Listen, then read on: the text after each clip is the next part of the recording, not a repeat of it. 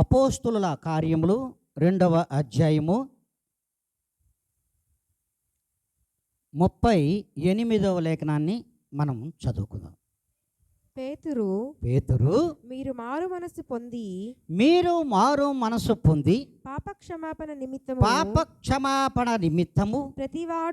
ప్రతివాడు యేసుక్రీస్తు నామమున బాప్తిస్మము పొందుడి. అప్పుడు మీరు పరిశుద్ధాత్మ అను వరమును పొందుదురు. హల్లెలూయా, హల్లెలూయా. పరిశుద్ధ గ్రంథములు దేవుడు ఈ లోకానికి ఒక వరం ఇచ్చాడు. ఏం వరం ఇచ్చాడు? భలేవారు పాస్టర్ గారు, బ్రతకడమే ప్రతి వరం అయితే బ్రతకడం గొప్ప వరం కాదు, పరిశుద్ధాత్మ అనే వరమును పొందుకోవడం గొప్ప. హల్లెలూయా, హల్లెలూయా. దేవునికి మహిమ కలుగును గాక. మనమందరం అనుకుంటుంటాం ప్రభువు ఇస్తున్నటువంటి ఆ గొప్ప వరం ఏదైనా ఉంది అంటే పరిశుద్ధాత్మాను వరము తప్ప వేరొక వరాలు ఈ యొక్క లోకంలో లేవు. ఒకవేళ ఉన్న ఈ పరిశుద్ధాత్మను పొందుకుంటేనే మిగతా వరములు వీలవుతుంది.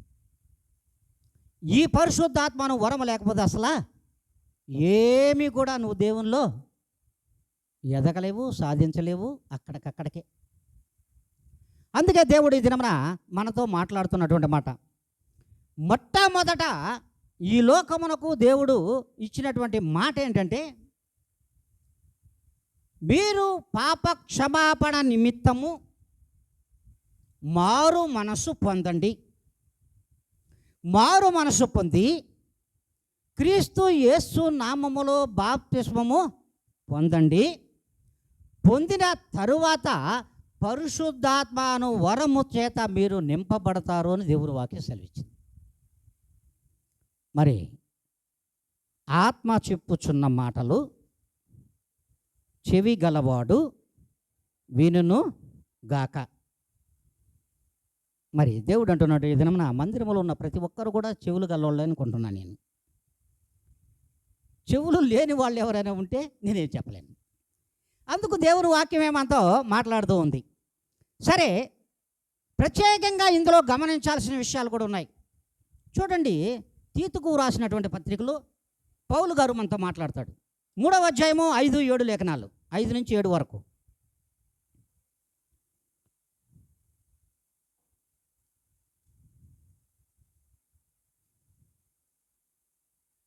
తీతుకు రాసినటువంటి పత్రిక 3వ అధ్యాయము, మనము నీతిని అనుసరించి చేసిన క్రియల మూలముగా కాక తన కనికరము చొప్పుననే పునర్జన్మ సంబంధమైన స్నానము ద్వారా పరిశుద్ధాత్మ మనకు నూతన స్వభావమును కలుగజేయుట ద్వారా మనలను దేవుడు రక్షించును. చూడండి, ఉందమ్మా ఇంకా చూడండి, మనకు నూతన మనస్సు కావాలి, నూతనమైన స్వభావము కావాలి, నూతనమైనటువంటి ప్రవర్తన కూడా మనకు ఈ లోకంలో కావాలి.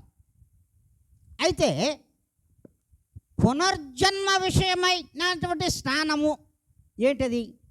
మళ్ళా నువ్వు బ్రతకాలి చచ్చిన తర్వాత.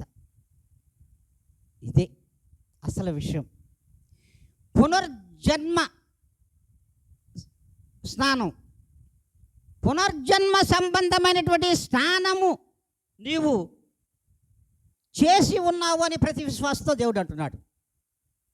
నీ పాత రోత జీవితానికి నువ్వు పాతర వేసి నీ జీవితంలో నీ ఆత్మపరంగా నువ్వు చేసినటువంటి పూర్వము చేసిన తప్పులను పాపములను అన్నీ ఒప్పుకొని నిన్ను నువ్వు కప్పుకోకుండా దేవునిలో చచ్చి మరలా జన్మించడమే విశ్వాసి యొక్క జీవితం. ఎప్పుడైతే ఈ పునర్జన్మము అనేది అందరూ చెప్తుంటారు, మళ్ళీ పునర్జన్మ ఉంది, మళ్ళీ ఒక పునర్జన్మ ఉన్నది, ఎక్కడో కాదు, ప్రభువైన యేసుక్రీస్తులో చావడమే పునర్జన్మ.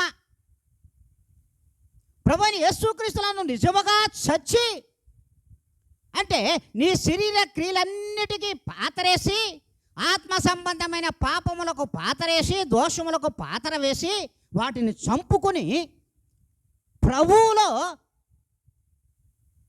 స్నానము చేయడం, ప్రభువు రక్తంలో స్నానం చేసి నువ్వు ఇప్పుడు నూతన స్వభావమును ధరించుకున్న ప్రతి ఒక్కరూ వారి మందిరాల్లో ఉన్నారు, ప్రభు అయిన యేసుక్రీస్తు మందిరాల్లో. ఇది సార్వత్రిక సంఘములను విశ్వాసులకు దేవుడు ఇస్తున్నటువంటి గొప్ప మాట. అందరూ ఏమంటారు, మరో జన్మ లేదురా ఈడుకంటాడు. ఏడే, ప్రభుని యేసుక్రీస్తులోనే నువ్వు చచ్చి బ్రతకాలి. బ్రతికితేనే క్రైస్తవ జీవితం. బ్రతికిన తర్వాత నీ స్వభావం మారుతుంది, నీ ప్రవర్తన మారుతుంది, నీ మాట మారుతుంది, నీ తీరు మారుతుంది, నీ నడక మారుతుంది. టోటల్గా నువ్వు క్రీస్తుకు మాదిరికరంగా మారిపోయినావు అంతే. ఇప్పుడు ప్రభువైన యేసుక్రీస్తు వారు నిన్ను రక్షించాడు. రక్షించిన నీకు పరిశుద్ధాత్మ అనే వరాన్ని ఇప్పుడు ఇస్తాడు, ఇప్పుడు ఇస్తున్నాడు. ఇది పరిశుద్ధాత్మను పొందుకోవాల్సిన తీరు విధానం. మరి అలా మనము చచ్చి బ్రతికిన వారిగా ఉన్నామా, చస్తూ బ్రతుకుతున్న వారిగా ఉన్నామా? హల్లెలూయా, హల్లెలూయా. మీరు చెప్పాలి. చచ్చి బ్రతికిన వారి లిస్టులో, పునర్జన్మ లిస్టులో మనం ఉన్నామా? పునర్జన్మ సంబంధమైన స్నానం చేసాం మనం, అంతే కదా. యేసు రక్తము చేత నీటి బాప్తిస్మను పొందుకొని, మారు మనసు పొందుకొని, ఆయనను ప్రేమించి, ఆయనకు మాదిరికరంగా నేనును జీవించాలి.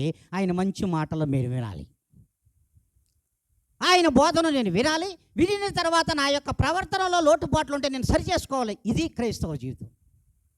అప్పుడు పరిశుద్ధ ఆత్మ అనే వరమును నీ మీద దేవుడు అభిషేకిస్తాడు. అప్పుడు దేవుని యొక్క మాటకు లోబడిన వాడిగా ఉంటావు. అలా ఉన్నామా? చచ్చి బ్రతికిన వారిలో ఉన్నామా, చస్తూ బ్రతుకుతున్న వారిలో ఉన్నామా? హల్లెలూయా, హల్లెలూయా. ఎలా ఉన్నాము? ఒక్కసారి ప్రభు అంటున్నాడు, సార్వత్రిక సంఘములలోనూ విశ్వాసులందరూ వారి వారి హృదయములను పరీక్షించుకోండి, వారి వారి యొక్క ప్రవర్తనను కూడా పరీక్షించుకోండి అని దేవుడు స్పష్టంగా తెలియజేస్తున్నాడు. ఇట్టి చచ్చి బ్రతికి సజీవుడుగా తిరిగి లేచినటువంటి ప్రభువైన యేసు క్రీస్తును కూడా మనము ఇక్కడ చూడగలుగుతున్నాం. ప్రియమైన విశ్వాసులారా, దేవుడు స్పష్టంగా మాట్లాడుతున్నాడు. చూడండి, మరి ఇట్టి ప్రభువును మనం చూస్తున్నాం. చూడండి, లోకాసువార్త 21 నుండి 22 లేఖనముల వరకు. లోకాసువార్త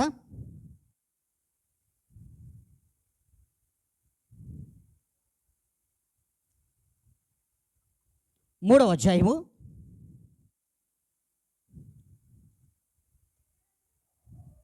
21 నుండి 22 లేఖనములు. ప్రజలందరూ బాప్తిస్మం పొందినప్పుడు, ప్రజలందరితో బాప్తిస్మము పొందినప్పుడు యేసు కూడా బాప్తిస్మము పొంది ప్రార్థన చేయుచుండగా ఆకాశము తెరవబడి పరిశుద్ధాత్మ శరీరాకారముతో పావురము వలె ఆయన మీదికి దిగి వచ్చెను. అప్పుడు నీవు నా ప్రియ కుమారుడవు, నీ యందు నేను ఆనందించుచున్నానని ఒక శబ్దము ఆకాశము నుండి వచ్చెను. హల్లెలూయా, హల్లెలూయా. దేవాతి దేవునికి మహిమ కలుగును గాక. ఇప్పుడు శరీరపరముగా ఈ లోక పాపములోనే పుట్టాడు ప్రభువైన యేసుక్రీస్తు. పరిశుద్ధాత్మ చేత గర్భము ధరించిన పాపపు లోకంలో పుట్టిన తర్వాత పాపం ప్రభువుకు అంటుకోలా? ఏమ్మా, నేను పైనుంచే ఒకేసారి ఊడి పడిపోయినా. ఏడపడ్డాను? బురదలో పడ్డా, ఇప్పుడు ఏం చేయాలి నేను? కడుక్కోవాలా? మరి ప్రభువైన యేసుక్రీస్తు పాపము లోకంలోనే పుట్టాడు. ఇప్పుడు ప్రభువైన యేసుక్రీస్తు వారు ఎవరి ద్వారా బాప్తిసం పొందాడు? యోహాను గారి ద్వారా బాప్తిసం పొందాడు.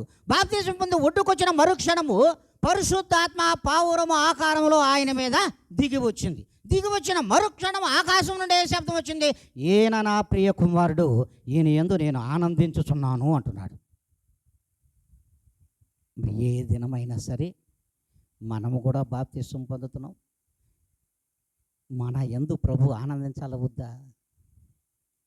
ఆలోచించాలి. మన యందు ప్రభువు ఆనందించాలా వద్దా?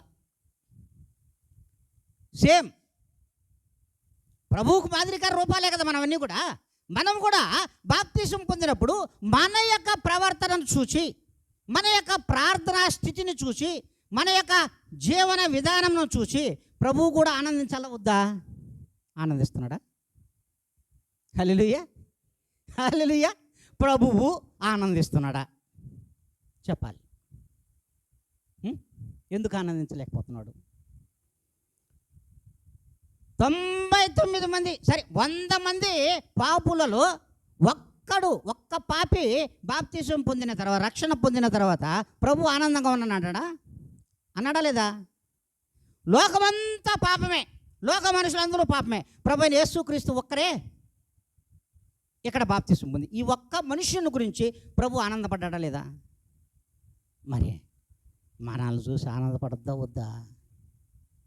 ఏమ్మా, ఆనందం కలిగిస్తున్నామా? ఆనంద బాష్పాలు ప్రభువైన యేసుక్రీస్తు యొక్క కళ్ళలోనే చూస్తున్నాయా? ప్రభువైన యేసుక్రీస్తు కళ్ళలో నుంచి రక్త కన్నీరును చూస్తున్నామా? ఒక్కసారి ఆలోచించాలి. ఆయన పరిశుద్ధాత్మను దుఃఖపరిచే వారిలో ఉన్నామే తప్ప ఆయనను ఆనందింపజేసే వారిలో విశ్వాసులు కనిపించడం లేదని దేవుని వాక్యం సెలవిస్తుంది. అందుకే ప్రభు స్పష్టంగానే సెలవిస్తున్నాడు.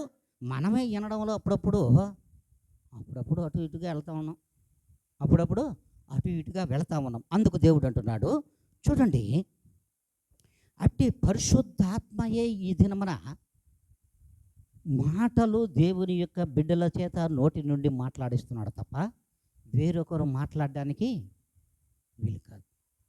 అందుకే దేవుడు ఈ దినమున మనందరితో మాట్లాడుతుంది. ఏ దినమైతే క్రీస్తు లోపలకు నువ్వు బాప్తిసం తీసుకున్నావో, క్రీస్తులో నువ్వు బాప్తిసం పొందావో, ఇప్పుడు నీ మీద ఉన్నది ప్రభువైన యేసుక్రీస్తే. నీ మీద అంతేకాదు, నీ సర్వముని మీద అధికారం ఎవరికి ఉందంటే ప్రభువైన యేసుక్రీస్తు వారికే ఉంది. భార్యల మీద భర్తకు లేదు, భర్తల మీద భార్యలకు కూడా లేదు. సర్వ అధికారం ఎవరి దగ్గర ఉందో తెలుసా?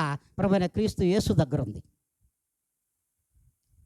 దీనిని గ్రహించలేని మనము లోకంలో మనుషుల యొక్క వారి యొక్క ప్రాబల్యం కోసమో, వారి యొక్క స్నేహం కోసమో, వారి మెప్పు కోసమే మాత్రమే మనం పాకులాడుతూ ఉన్నాం తప్ప పరిశుద్ధాత్మను వరమును మేము పొందుకున్నటువంటి మేము, పరిశుద్ధాత్మ దేవునిలో బాప్తిసం పొందినటువంటి మేము, ప్రభు యొక్క రక్తంతో ఉన్నటువంటి మేము, ప్రభు రక్తంలో కడగబడినటువంటి మేము, బ్రతికినటువంటి మేము, మరి పునర్జీవముగా మేము సజీవులుగా మళ్ళా తిరిగి లేయాలనే కాన్సెప్ట్తో మేము పునర్జననము పొందినటువంటి మనము ఏనాడైనా సరే ప్రభువును సంతోషపరిచేవారుగా ఉన్నామా? బాగా ఆలోచించండి. మనం సంతోషంగా ఉండాలి, నా బిడ్డ సంతోషంగా ఉండాలి, నా కుటుంబం సంతోషంగా ఉండాలి, నేను సంతోషంగా ఉండాలి, నా బంధు రక్త సంబంధికులందరూ సంతోషంగా ఉండాలి, నా సంఘము సంతోషంగా ఉండాలి కూడా సేవకుడు కూడా ఆశపడుతున్నాడు. కానీ నా ప్రభు సంతోషంగా ఉండాలని ఈ సేవకుడు అనుకోవాలా వద్దా? ఏమ్మా చెప్పాలి, మీరు అనుకోవాలా వద్దా? అలా ఎంతమంది అనుకుంటున్నారని ప్రభు అడుగుతున్నాడు. ఇదన్నా అలా ఎంతమంది నా ప్రభువు సంతోషంగా ఉంటే మేము ఆ సంతోషం అనే వాళ్ళు ఎంతమంది విశ్వాసులు ఉన్నారు, ఎంతమంది సేవకులు ఉన్నారు, ఎంతమంది కాపురులు ఉన్నారు? ఆలోచించండి. అందుకే దేవుడు ఈ దినమున మనతో మాట్లాడుతూ ఉన్నాడు. చూడండి, ప్రభువులో ఎప్పుడైతే నువ్వు బాప్తిసం పొందావో ఇంకా నువ్వు ప్రభువును ధరించుకున్నట్టే. నువ్వు ప్రభువుని ధరించుకున్నట్టే. ఈ లోకంలో అనేకం ధరించుకుంటారు, జబ్బులు కూడా ధరించుకుంటారు. పక్కనోడ జబ్బును కూడా మనం ధరించుకుంటాం. కానీ ఇక్కడే మెలికుంది.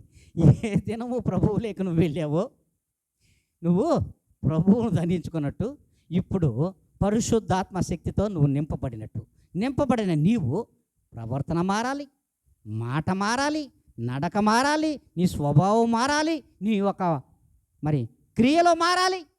నీలో కపటం ఉండకూడదు, దుష్టత్వం ఉండకూడదు, దౌర్జన్యం ఉండకూడదు, అన్యాయం ఉండకూడదు, అనీతి ఉండకూడదు, అవిధేయత ఉండకూడదు. వీటన్నిటిని నువ్వు పరిశుద్ధాత్మతో నింపబడి ఉంటే వదిలేస్తావు. నీలో దురుసు ప్రవర్తన కూడా ఉండదు. నీలో ఎలాంటి ప్రవర్తన ఉంటుందంటే, ఎప్పుడైతే ప్రభువు నువ్వు ధరించుకున్నావో, పరిశుద్ధాత్మతో నింపబడ్డావో, మరుక్షణం ప్రభువుకు మాదిరిగా సాత్వికమైన జీవితం, ప్రభువుకు మాదిరిగా తగ్గింపు స్వభావం, ప్రభువుకు మాదిరిగా ప్రేమించే స్వభావం ఇవి వచ్చేస్తాయి నీలోకి. ఇవి వచ్చేస్తాయి. ఒకవేళ నిన్ను ఎవడైనా బంధించాడో, కొట్టడానికి ఏదైనా చేశాడన్నా కూడా నువ్వు మాట్లాడవిక, నీవు మాట్లాడు. నీ పైన నువ్వు ధరించుకున్నటువంటి పరిశుద్ధాత్మే మాట్లాడుతుంది. హల్లెలూయా, హల్లెలూయా. దేవునికే మహిమ కలుగును గాక. అందుకే స్పష్టంగా ఆయన చెప్తున్నాడు, పరిశుద్ధాత్మతో నింపబడిన వాడివై నువ్వు అలాగా మాట్లాడుతూ ఉంటావు.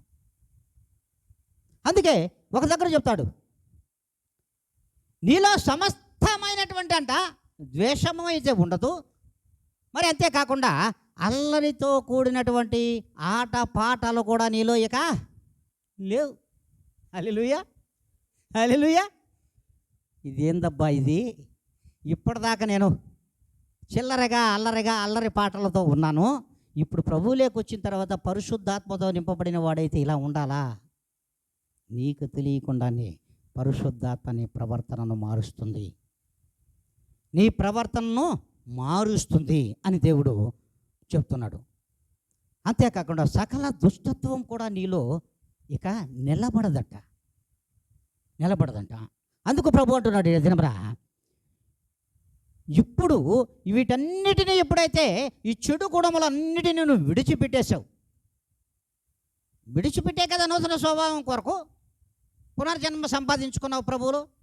మరి ఇప్పుడు నువ్వు పరిశుద్ధాత్మ శక్తి చోత ఆనందమైన జీవితాన్ని దేవుడు ఇస్తాడంట. హల్లెలూయా. ఆనందమైనటువంటి జీవితాన్ని క్రీస్తులో నువ్వు అనుభవిస్తావు అని దేవుడు అంటున్నాడు. ఆనందమైన జీవితాన్నే తప్ప మరి దుఃఖపరమైన జీవితాన్ని ఏనాడు కూడా నువ్వు అనుభవించవు అంటున్నాడు. అందుకే ఆయన ఒక మాట అంటాడు, మార్కు సువార్తలో చెప్తాడు ఆయన, 3:11 తర్వాత చదువునాన్న. నువ్వు మాట్లాడేది కూడా నువ్వు కాదు, పరిశుద్ధాత్మ దేవుడే మాట్లాడతాడు. మాట్లాడేది నీకు ఇచ్చున్నాడే వరమని ఆ పరిశుద్ధాత్మే మాట్లాడుతుందంట. అంతేకాకుండా ఎదుటివాడికి కానీ లోకములో కానీ నీకు సమాధానకర్త అయి ఆదరణకర్తగా ఉత్తరివాదిగా క్రీస్తు మాత్రమే నీలో ఉంటాడంట. ఏ అపవాదికి కూడా చోటు ఉండదు అని దేవుని వాక్యం సెలవిస్తుంది. అందుకే దేవుడు స్పష్టంగా ఈ దినమున సెలవిస్తూ ఉన్నాడు. చూడండి, అనేక సార్లు మనం చదువుకుంటాం, నమ్మి బాప్తిసం పొందినవాడు రక్షింపబడును, నమ్మనవాడు శిక్షింపబడును. నమ్మి బాప్తిసం పొందినవాడు అనుకుందాం, రక్షింపబడాలి అంటే అంతే నమ్మకం ఉండాలా వద్దా? ఉన్నామా? హల్లెలూయా. ఉన్నామా అంటే గట్టిగా చప్పట్లు కొట్టండి, కొడదామా? చెప్పండమ్మా. రక్షణ పొందిన మటుము అంతే నమ్మకంగా ఉన్నామా ప్రభులో? అంతే నిలకడగలిగినటువంటి విశ్వాసంతో బరబన్నామా ఈ లోకంలో? ఒక్కసారి ఆలోచించండి. ఆత్మదేవుడు చెప్పుచున్న మాటలు ఖచ్చితంగా వినాల్సిందే. అందుకే ప్రభువైన యేసుక్రీస్తు యొక్క పరిశుద్ధాత్మను ధరించుకున్న ప్రతి వాడు కూడా ఆయన మాటలు వినడానికి ఉత్సాహము చూపిస్తాడంట. అది ఆనందం. అట్టి ఆనందంగా వచ్చేవాళ్ళు మందిరానికి ఎంతమంది? ప్రభు ఒక సందర్భంలో అంటాడు, ఆయన శిష్యులు ప్రభుని ఎక్కడెక్కడో ఎతుకుతూ ఉంటారు. ఎక్కడెక్కడో ఎదుగుతూ ఉంటే, ప్రభువా ఎక్కడెక్కడ ఎతకాలబ్బా నిన్న మేమా అన్నారు వాళ్ళు. ప్రభు అన్నాడు, నేను నా దేవుని మాటలు వినడానికి చెప్పడానికి నా మందిరములో ఉన్నాను. నా తండ్రి మాటలు వినడానికి నేను ఎక్కడుంటాను? ఆదివారము ఎక్కడుంటాను? ఉండమా? హల్లెలూయా. ఎంతమంది ఉండేవాళ్ళు చెప్పాలా? ఎంతమంది ఉంటున్నాం? ఎంతమంది మనం ఉంటున్నాం? ఆయన పరిశుద్ధ ఆత్మ మాటలు వినడానికి ఎంతమంది సాహసిస్తున్నాం? ఎంతమంది విని వాటిని ఆచరిస్తున్నాం?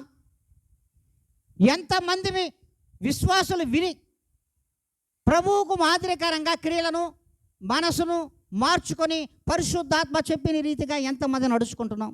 ఆలోచించండి. అటు పరిశుద్ధాత్మను నువ్వు నింపబడి ఉంటే, ప్రతి విశ్వాసి కూడా నింపబడి ఉంటే ఆయన మందిరంలో ఉండాలనే జ్ఞానం ఉంటుందంట. ఆయన మందిరంలో ఉండాలనే జ్ఞానం ఉంటుందంట. అందుకే ప్రభు అంట ఈ లోకానికి మనుషులను నశింపచేయడానికి రాలా ఆయన. ఎందుకు వచ్చాడు? రక్షింపచేయడానికే వచ్చాడు, రక్షించడానికే వచ్చాడు ఆయన. రక్షించడానికి వచ్చినట్టు ప్రభువైన యేసుక్రీస్తు ఆ రక్షణ నిమిత్తం వచ్చిన ఆయన చివరి వరకు కూడా రక్షిస్తాడు. చివరి వరకు అంటే ఎప్పుడు దాకా? హల్లెలూయా. ఎప్పుడు దాకా? అబ్బా ఎంత ఆశ కదా! ప్రాణం పోయేదాకా నేను రక్షించాలా అంటే ప్రాణం పోయేదాకా నువ్వు మాత్రం ప్రభువును స్తుతించడం. హల్లెలూయా, హల్లెలూయా. ప్రభువును నీ ప్రాణం పోయే వరకు మాత్రం స్తుతించు, ఆయన కృతజ్ఞతలు చెప్పం. కానీ ఆయన మాత్రము రక్షిస్తూనే ఉండాలి నిన్ను నన్ను. న్యాయమా? న్యాయమే కదా, మనకు న్యాయమే. ప్రభు అంటున్నాడు, ఏ దినమైతే ఆయన మాటలు విని ఆయన మాటల ప్రకారంగా, ఆయన చెప్పిన క్రియల ప్రకారంగా, ఆయన సాత్విక స్వభావమును ధరించుకొని, క్రీస్తును ధరించుకొని నువ్వు ఉంటే ఆయనలోనే ఉంటావు, ఆయన ప్రార్థిస్తావు, ఆయన ధ్యానిస్తావు, నిత్యము ఆయనకు కృతజ్ఞతాపూర్వకంగానే నడుచుకుంటావు. అలా నడుచుకుంటున్నావా? ఒక్కసారి సంఘములోనంట ఆత్మ పరిశీలన చేసుకోమని ఈ మాటలు చెప్తున్నాడంట దేవుడు. అందుకే ప్రభువైన యేసుక్రీస్తు వారు ఏమంటాడంటే, శిష్యులను ఏర్పాటు చేసుకుని మీరు సర్వ సృష్టికి వెళ్ళండి, నా సువార్తను ప్రకటించి నాకు శిష్యులుగా చేయండి. ఇప్పుడు ఆయన శిష్యులు ఎలా ఉన్నారు? ఆయనకు మాదిరికరంగా ఉన్నారు, అంతే కదా? ఆయన మాదిరికరం ప్రవర్తనే కదా ఉంది. మరి అలాగే మార్చమన్నాడు. సర్వ సృష్టికి వెళ్ళి అనేక మందిని ఇట్నే మార్చండి. ఇట్టి రక్షణ నేను ఇవ్వడానుకున్నా. మీరు కూడా నా మాటలే మంచి మాటలు చెప్పండి. మంచి మాటలు చెప్పి నాకు మరి అనుకూలంగాను నాకు ఇష్టలుగాను మాత్రమే మేము మార్చండి అనే సువార్త నిమిత్తమై వాళ్ళ సర్వ సృష్టికి తరివేశాడు. అవునా కదా? అవునా? మరి అవునన్నప్పుడు మరి ఆ శిష్యుల మాటల్లో ఇదిగో నేను కూడా ఒక శిష్యుడిని అనుకుందాం. మరి నా మాట వినేవాళ్ళు ఎంతమంది? ఆలోచించాలి. ఆయన శిష్యుల్లో ఒక శిష్యుడు, ఒక సేవకుడిని లేదా ఒక కాపురిని. మరి ఆయన మాటలే కదా ఇవి, నా మాటలు కాదు కదా. మరి ఈ మాటలు విని ఆచరణలో పెట్టగలిగిన వారు ఎంతమంది అని దేవుడు అడుగుతున్నాడు. ఇది వారిలో మనం ఉన్నామా? మన సంఘం ఉందా లేదా? ఆత్మ పరిశీలన చేసుకోవాల్సిన అవసరం ఉంది. అంతేకాదంట, ఇట్టి పరిశుద్ధాత్మను వరమును పొందుకోవాలనుకుంటే ఎప్పుడైతే నిలకడగలిగిన విశ్వాసిగా నువ్వు ఉంటావో నువ్వు అడిగే కొలది ఇస్తాడట పరిశుద్ధాత్మని. హల్లెలూయా. నువ్వు అడిగే కొలది ఆయన ఇస్తూనే ఉంటాడట పరిశుద్ధాత్మ. ఆ వరములో పరిశుద్ధాత్మ శక్తిని, అంతేకాదు అట్టి జ్ఞానముని ఇస్తాడంట, అట్టి ఆనందం ఇస్తాడంట. అడిగే అడిగే కొలది ఆయన ఇవ్వడానికి ఆయన రెడీగా ఉన్నాడు. మనం అడిగే కొలదిలో ఉన్నామా? చాలు అనుకునే స్థితిలో ఉన్నామా? ఆలోచించాలి. అడిగే కొలది ఆయన ఇస్తాడు, అడుగుతున్నామా? చెప్పాలా? అబే మనం ఎందుకు అడుగుతాం? మనం పరిశుద్ధాత్మను అడగం. ఏమడుగుతాము? ఏందమ్మా, సాక్ష్యాలు కూడా విన్నారు కదా మీరు. నాకు ఆరోగ్యాన్ని ఇవ్వు ప్రభా, నాకు ఐశ్వర్యాన్ని ఇవ్వు ప్రభా, నాకు ఇల్లు ఇవ్వు ప్రభా, నాకు 2 మేకలు ఇవ్వు ప్రభా. హల్లెలూయా, హల్లెలూయా. 2 మేకల్ని 100 చేయి ప్రభా కదా. ఏమడుగుతున్నావు? నాకు 1 ఇల్లు చాలదు ప్రభా, 2 ప్రభా. ప్రభా ఇదిగో నేను ఈ బండి పాత అయిపోయింది ప్రభా, వేరే బండి ప్రభా. నీలో ఉన్న పరిశుద్ధాత్మ పాతదైపోయింది, నువ్వు ఒక్కసారి చూసుకో ప్రియమైన విశ్వాసి అంటున్నాడు. నీలో ఉన్నటువంటి నా పరిశుద్ధాత్మకు నువ్వు పవర్ పెట్టలేక, ప్రార్థించలేక దాన్ని ఏం చేస్తున్నావు? నీ ఆత్మకు ఆయిల్ పోయిక ఆత్మను వెలిగించలేక ప్రార్థనతో వెలిగించాల్సిన ఆ యొక్క ఆత్మను ఏం చేస్తున్నావు? ఆర్పేసుకుంటున్నావు. ఆర్పేసుకున్నందువలన పరిశుద్ధాత్మ ఎక్కడి నుంచి వస్తుంది? కొడిగట్టిన దీపంలాగా అయిపోతుంట. అంటే మినిక్ మినిక్ మినిక్ మినిక్ ఆరిపోయేదానికి వెలుగు ఎక్కువ అంటారు. చివరికి ఎట్టుంటుంది? టికి టికి టికి టికి ఆరిపోతుంది. అందుకే దేవుడు స్పష్టంగా మనతో మాట్లాడుతున్నాడు. చూడండి, అయినా కూడా ఈ పరిశుద్ధాత్మ మాటలను కూడా వినడానికి చాలామందికి చాలా బాధ.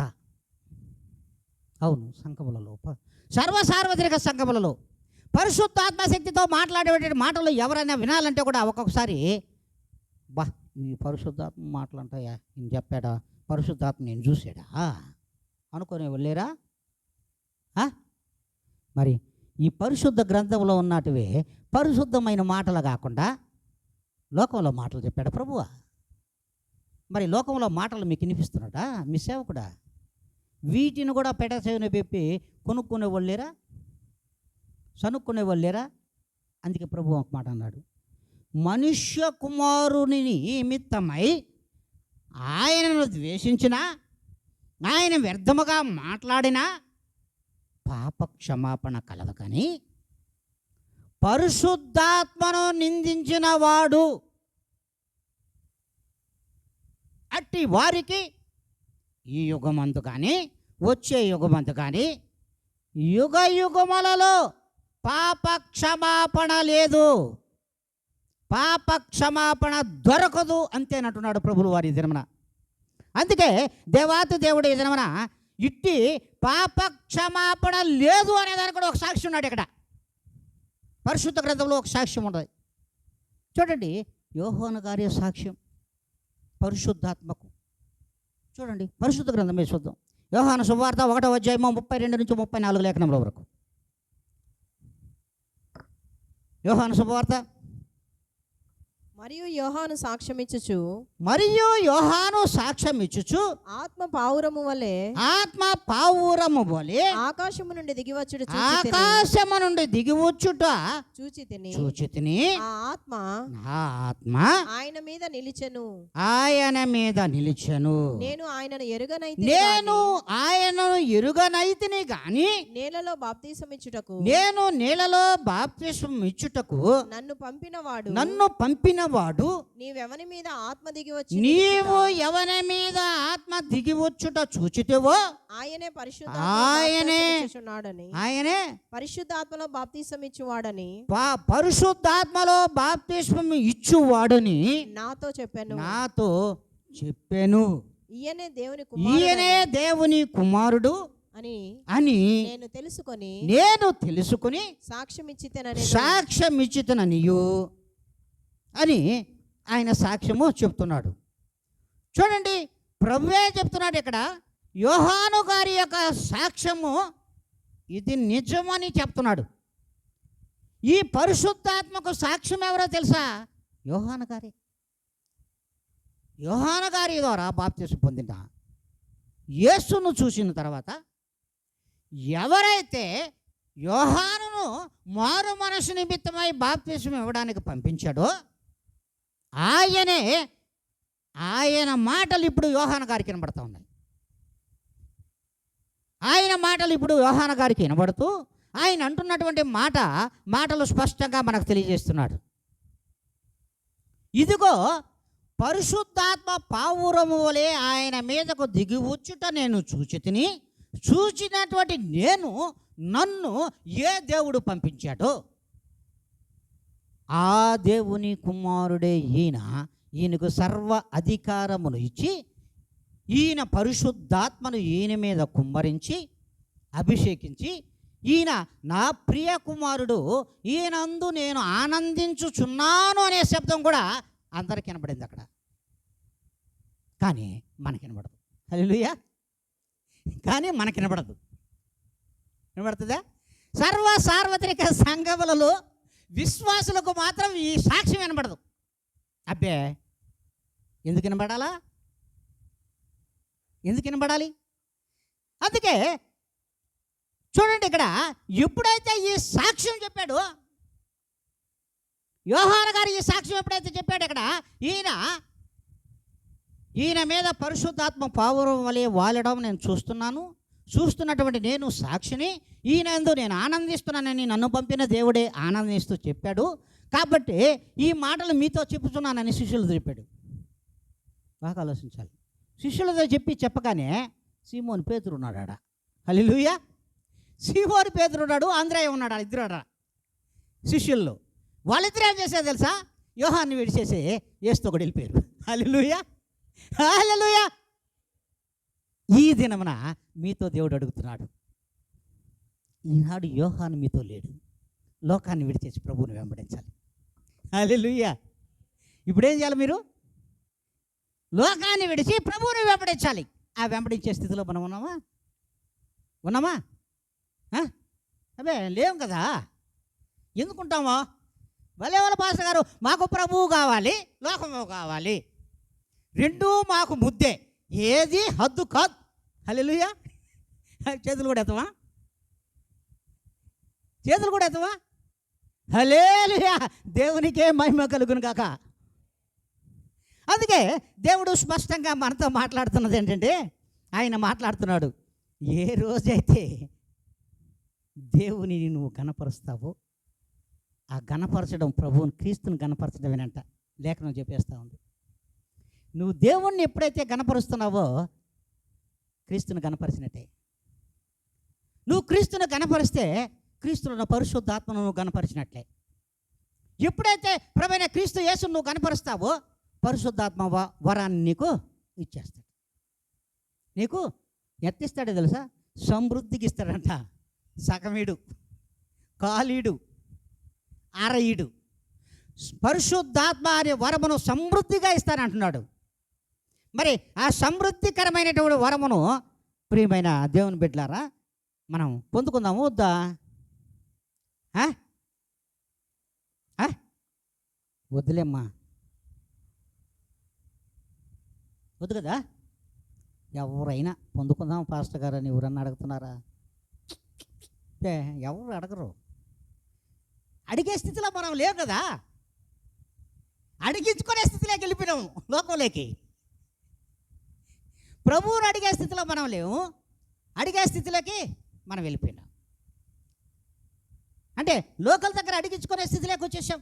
పరిశుద్ధాత్మ మన మీద లేకపోవడం వలన, దేవుని మాటలు మనలో నిలవకపోవడం వలన, దేవుని యందు విశ్వాసమును మనం కనపరచలేకపోవడం వలన, దేవుని యొక్క ప్రవర్తన మనలో లేకపోవడం వలన, ఆయన మాదిరికరమైన ప్రవర్తనలో మనం జీవించలేకపోవడం వలన మరి లోకం అడక్క ఏం చేస్తుంది? మనల్ని అడుగుతుంది ఖచ్చితంగా. అందుకే దేవుడు ఈ దినమున మనతో మాట్లాడుతున్నాడు. చూడండి, ఇట్టి పరిశుద్ధాత్ముడైనటువంటి ప్రభువైన యేసుక్రీస్తుకు సర్వ అధికారం ఉంది. వేయాలన్నా ఆయనే, తీయాలన్నా ఆయనే, నిన్ను ఉంచాలన్నా ఆయనే, తీసుకుపోవాలి ఆయనే.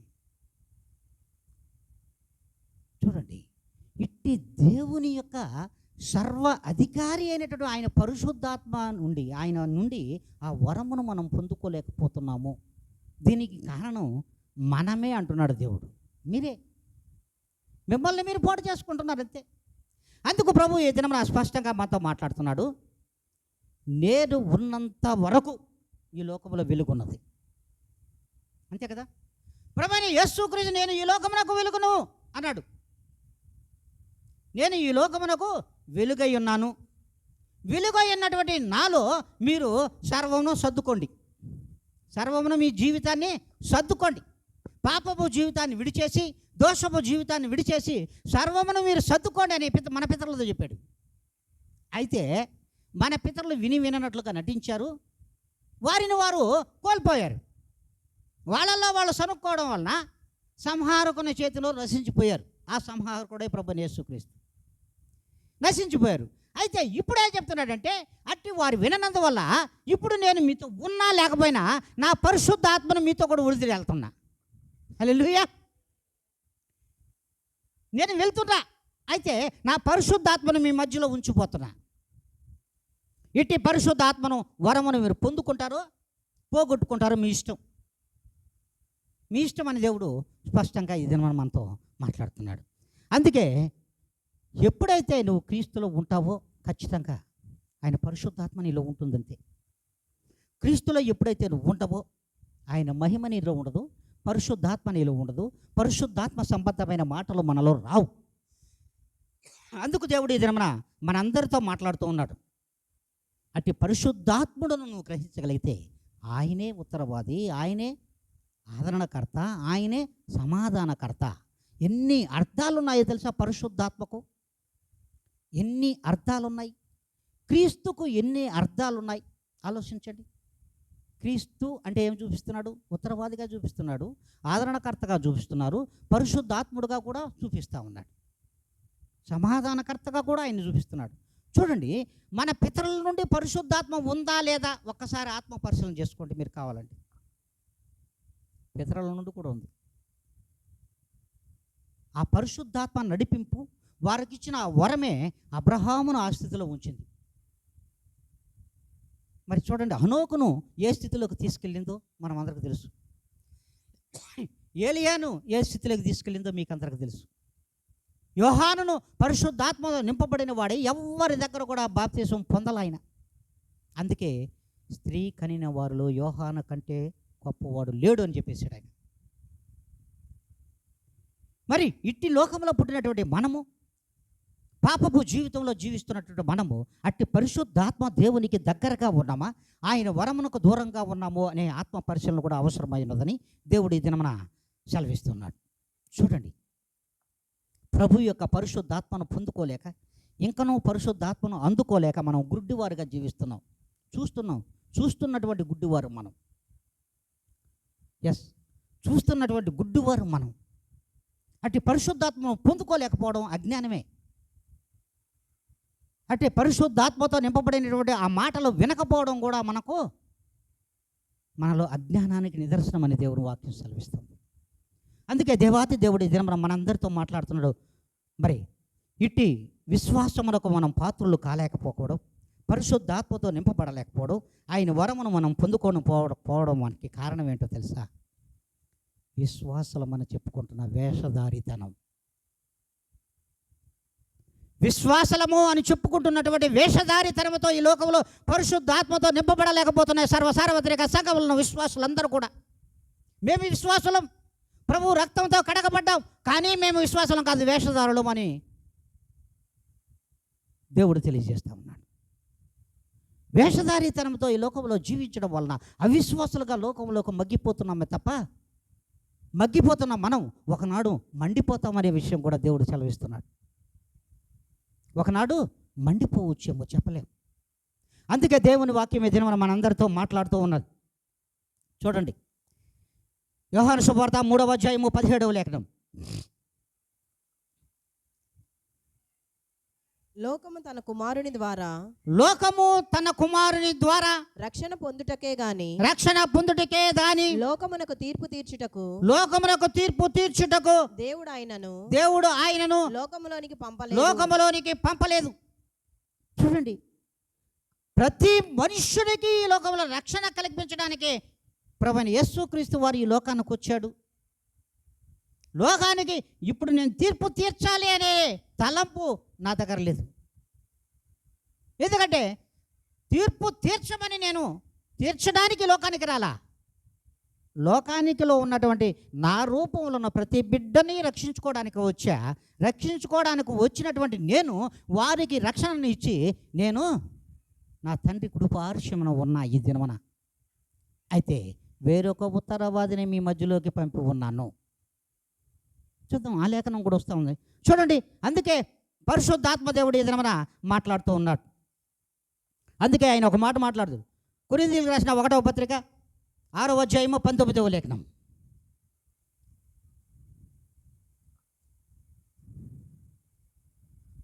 మీ దేహము దేవుని వలన మీకు అనుగ్రహింపబడి, మీ దేహము దేవుని వలన మీకు అనుగ్రహింపబడి మీలోనున్న పరిశుద్ధాత్మకు ఆలయమై ఉన్నదని మీలో ఉన్న పరిశుద్ధాత్మకు ఆలయమై ఉన్నారని మీరు ఎరుగురా. మీరు మీ సొత్తు కారు. మీరు మీ సొత్తు కాదు. చాలమ్మా, ఒకసారి ఆలోచించాము. ఏ దినమైనా మీ దేహము మీ ఆత్మ దేవుని వలన ఇవ్వబడినవే, కానీ ఇవ్వబడినటువంటి ఈ దేహములో ఉన్నటువంటి ఈ దేహము పరిశుద్ధాత్మకు దేవాలయమని ఏ దినమైనా మీరు ఎరిగారా? బాప్తిసం పొందిన ప్రియమైన దేవుని బిడ్డలారా, ఏ దినమైనా సరే నా దేహములో పరిశుద్ధాత్మ ఉంది అనే తలంపున వచ్చిందా మనకు? ఎప్పుడైనా సరే, కల్లోనైనా ఎప్పుడైనా వచ్చిందా? ఎవరు పాస్టర్ గారు, మేము కలలో ప్రభువును చూడలేము, కానీ మేము ప్రభువును చూడలేము, పరలోకాన్ని చూస్తాం మనం. హల్లెలూయా, హల్లెలూయా. మేము ప్రభువును చూడలేము, కానీ పరలోకాన్ని మాత్రం చూస్తాం. కలలో కూడా ఈ తలంపురాని జీవితాలు మనవి. కలలో కూడా లేదు. పరిశుద్ధాత్మతో నింపబడి ఉన్నది నా దేహము, ఈ దేహమే నా దేవునికి దేవాలయము, పరిశుద్ధాత్మకు ఆలయమై ఉన్నది అనే ఆ సంగతి కూడా మనకు జ్ఞాపకం రాదు. అంతేకాదంట, ఇటు పరిశుద్ధాత్మ మాటలు చెప్తే చాలామందికి కోపం కూడా. అందుకే అంటాడు ఆయన, చాలామంది కోపం ఇది. పరిశుద్ధాత్మ లేదే లేదంటారు కొందరు, లేనే లేదంటారు కొందరు. పరిశుద్ధాత్మ దేవుడే లేకపోతే పరిశుద్ధాత్మను ఉత్తరవాదిగా మరలా ఎందుకు ఈ లోకానికి పంపించాడు ప్రభువైన యేసుక్రీస్తు వారు? ప్రభువు లోకానికి రాకముందే పరిశుద్ధాత్మ దేవుడు ఉన్నాడు. మరి చూడండి, దేవాతి దేవుడే దినమున మనతో మాట్లాడుతున్నాడు. చూడండి, ప్రభువే చెప్తున్నాడేనా. యోహాను సువార్త 14వ అధ్యాయము 16 నుండి 17 వరకు 20 లేఖనాలన్నా. నేను తండ్రిని వేడుకొందును, నేను తండ్రిని వేడుకొందును, మీ యొద్ద ఎల్లప్పుడూ ఉండుటకై, నీ యొద్ద ఎల్లప్పుడూ ఉండుటకై. ఆయన వేరొక ఆదరణకర్తను, ఆయన వేరొక ఆదరణకర్తను అనగా సత్య స్వరూపి అయినటువంటి ఆత్మను మీకు అనుగ్రహించును. లోకము ఆయనను చూడలేదు, ఆయనను ఎరుగదు గనుక ఆయనను పొందనేరదు, ఆయనను వారు పొందలేరు. మీరు ఆయనను ఎరుగుదురు. ఆయన మీతో కూడా ఆయన మీలో ఉండును, మీతో కూడా నివసించును. నేను నా తండ్రి యందును, మీరు నా యందును, నేను మీ యందును ఉన్నామని ఆ దినమున మీరెరుగుదురు. ఎప్పుడు ఎరుగుతారంటే పరిశుద్ధాత్మను తెలుసుకున్న వాళ్ళే, ఆ పరిశుద్ధాత్మతో నింపబడిన వారే తెలుసుకుంటారంట ఈ విషయం. చూడండి, ప్రభువైన క్రీస్తు యేసును గురించి లోకానికే తెలియదు, లోకం ఎరగదు, లోకం ఈ మాటలు వినదు. అయితే మీరు నా మాటలు వింటారు.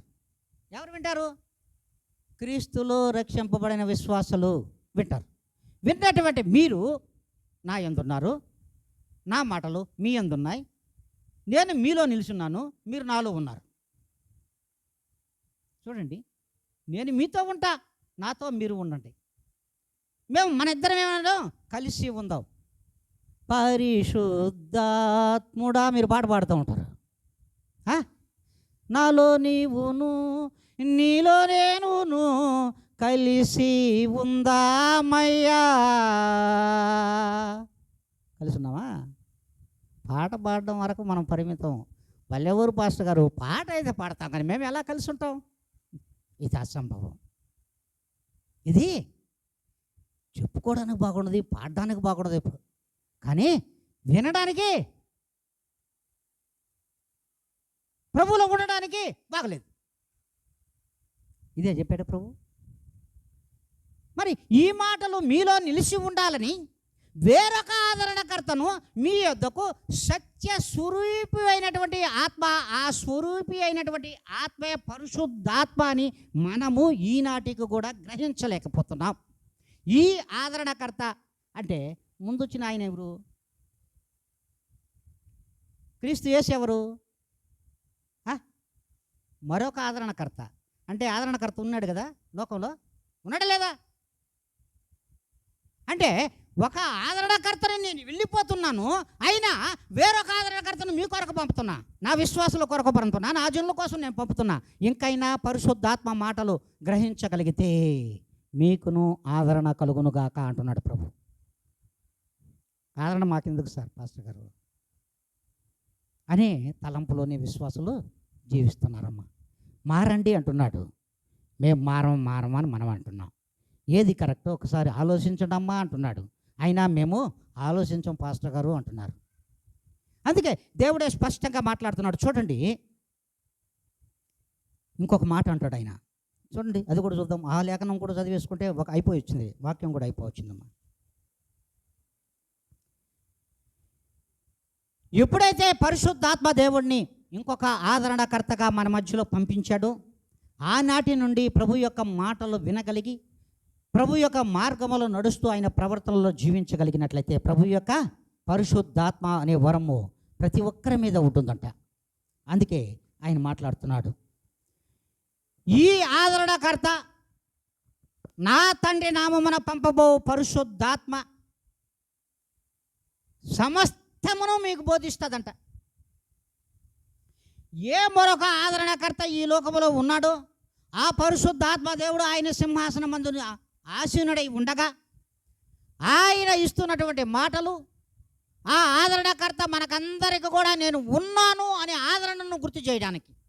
బాగా గుర్తుపెట్టుకోండి, నేను ఉన్నాను, మీ కొరకు విన్నాను, మీ మాటలు నేను వింటున్నానని దేవుడు అంటున్నాడు.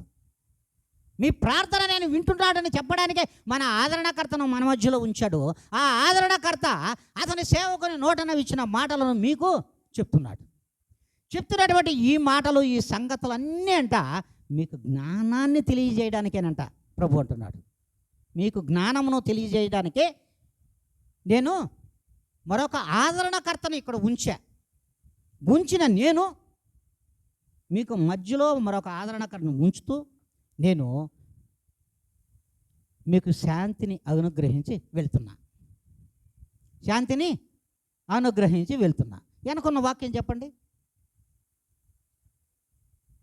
ఇప్పుడు నా శాంతిని మీకు అనుగ్రహిస్తున్నా. హల్లెలూయా, హల్లెలూయా. నేను మీకు శాంతిని అనుగ్రహించడానికి వెళ్తున్నాను. వెళ్ళినటువంటి నేను నా శాంతినే మీకు అనుగ్రహిస్తున్నా. వేరొకరు శాంతిని ఇవ్వడం లేదు. నేను లోకంలో అశాంతిని మీకు ఇవ్వడం లేదు. విశ్వాస జీవితాలకి, కుటుంబాలకి నేను ఇవ్వడం లేదు. అశాంతి కలుగు చేయడానికి అది లోకానికి వచ్చింది. శాంతిని కలుగు చేయడానికి లోకానికి వచ్చా. నా శాంతిని నేను మీకు అనుగ్రహిస్తున్నాను. యోహాను సువార్త.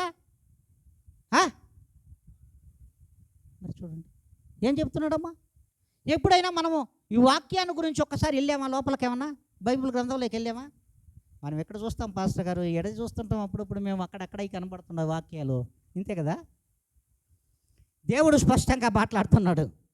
అందుకే ఆ సత్య స్వరూపి అయినటువంటి ఆ ఆత్మ మన మధ్యలో ఉన్నది. మనలో వద్దా? మనకు ఆ సత్య స్వరూపి అయిన పరిశుద్ధాత్మ మనకు వద్దా? కావాలా? గట్టిగా చప్పట్లు కొట్టండి నిద్రపోయేవాళ్ళు. ఇప్పుడు కొట్టండి, గట్టిగా చప్పట్లు కొట్టాలి. ఈ పరిశుద్ధాత్మ మాకు కావాలి, ఈ ఆదరణకర్త మాకు అవసరము. ఆ మాటలు మేము వింటాము అన్న వాళ్ళు కొట్టండి ఇప్పుడు గట్టిగా, కొట్టాలి గట్టిగా. అందుకే ప్రభు అంటున్నాడు, ఎదురన్నా జగత్తి పునాది వేయబడక మునిపే నువ్వు ఆయనకి తెలుసు. ఈ భూమి ఆకాశములు ఏర్పడక మునిపే ఈ మందిరంలో ఇంతమంది విశ్వాసులు ఉంటారని ఆయనకి తెలుసు. ఆయన మాటలు వినేవాళ్ళు ఎంతమంది కూడా ఆయనకి తెలుసు. సేవకుడికి తెలియకపోవచ్చు, సంఘ కాపరికి తెలియకపోవచ్చు, ప్రసంగికులకు కూడా తెలియకపోవచ్చు, కానీ నా దేవుడికి తెలుసు. జగత్తు పునాది వేయబడక మునిపే. ఇదిగో ఈ బెతెస్దా సంఘంలో ఇంతమంది నా మాటలు వింటున్నారనేది కూడా ఆయనకు తెలుసు, వింటారనేది కూడా ఆయనకు తెలుసు, ఎంతమంది వినడం లేదు కూడా ఆయనకు తెలుసు. మరి దేవుడు చెప్తున్నట్టు మాటమ్మా. చూడండి, దేవుని యొక్క మాటలు అద్భుతములు అవి. అందుకే చూడండి, అపోస్తుల కార్యములు, మళ్ళీ వచ్చేసాము అపోస్తుల కార్యాలకి. 10వ అధ్యాయము 38వ లేఖనం. ప్రతి జనములోను అదేదనగా దేవుడు నజరేయుడైనటువంటి యేసును పరిశుద్ధాత్మతోను శక్తితోను అభిషేకించెను అనునదియే. దేవుడు ఆయనకు తోడై ఉండెను గనుక ఆయనకు తోడై ఉండెను గనుక. చాలమ్మా. దేవుడు నజరేయుడైనటువంటి యేసు క్రీస్తును మరి పరిశుద్ధాత్మతోను శక్తితోను మహిమతోను సర్వ అధికారముతోను ఈ లోకమునకు పంపాడు. ఇది నిజం, ఇది సత్యం. ఈ సత్యమైన మాటలకు తలయొగ్గు వానికి పరిశుద్ధాత్మను వారు అడిగిన మీదట మరి ఇది చాలు అనకుండా పరిశుద్ధాత్మ వరమును వారికి ప్రసాదిస్తాడంట. అంతేకాదు, ఒక మాట అంటాడు చూడండి. పేతురు కొర్నేలి దగ్గరికి వెళ్ళినప్పుడు పరిశుద్ధాత్మ శక్తి చేత చెప్పబడుతున్నటువంటి ఈ మాటలు విని అక్కడ ఉన్నటువంటి అందరి మీద పరిశుద్ధాత్మ ఒక్కసారిగా వాలిపోయిందంట. ఒకేసారి ఆ యొక్క మాటలు ఎవరైతే వింటున్న వారు ఎవరైతే ఆలకిస్తున్నారో, అట్టి దేవుణ్ణి మహిమపరుస్తూ ఉన్నారో వాళ్ళందరి మీదకి ఒకేసారి పరిశుద్ధాత్మ దింపబడినది. అదమ్మ వరం పొందుకోవడం. అయితే అసలు మొట్టమొదట పరిశుద్ధాత్మ మాటలు మనం వినాలి కదా, అట్టి వినేవారిలో మనం ఉండాలి కదా, అసలు వినేవారిలో మనం ఉండాలి కదా. ఆ వినేవారిలో ఉన్నటువంటి మనము ఆ మాటలు గ్రహించగలగాలి కదా. గ్రహించిన ఆ మాటల చేత ప్రభువైన క్రీస్తును పూర్ణ ఆత్మతో మనస్సుతో ప్రార్థించే ఆ యొక్క తలంపు మనలో ఉండాలి కదా. ఇవన్నీ ఉంటేనే కదా ఆయన పరిశుద్ధాత్మ వరమును మనకిస్తాడు. లేదంటే తగుదునా అమ్మ అండి, అయ్యా తగుదునా అయ్యా అని మీకింత తలా కొంచెం అని ఏమన్నా పనిచేస్తాడు ఆయన? కొంచెం పంచడమ్మా, సంపూర్ణంగా సమృద్ధిగా పరిశుద్ధాత్మను వరమును ఆయన ప్రసాదిస్తాడు. ప్రసాదింపబడినటువంటి ఆ వరము చేత నింపబడిన వారు ప్రభువుకు మాదిరికరంగా సాత్వికమైన దీన మనస్సు కలిగిన తగ్గింపు స్వభావము కలిగిన జీవితాన్ని ఈ లోకంలో అట్టి పరిశుద్ధాత్మ వరమును పొందుకున్న వారు అనుభవిస్తారు. అది ఆనందముతో అనుభవిస్తారని దేవుని వాక్యం సెలవిస్తుంది. అట్టి వారిలో మనమున్నామో లేదో ఒక్కసారి ఆత్మ పరిశీలన చేసుకొని మనలను మనము ఈ దినము నుండైనా పరీక్షించుకొని ఇట్టి వరమును పొందుకోవడానికి మీరును నేనును మనమును ఆసన్నమై ఉంటే దేవుని యొక్క ప్రేమలో మనందరికీ దేవుడు పరిశుద్ధాత్మను దయచేయును కాక. ఆమెన్. హల్లెలూయా, హల్లెలూయా.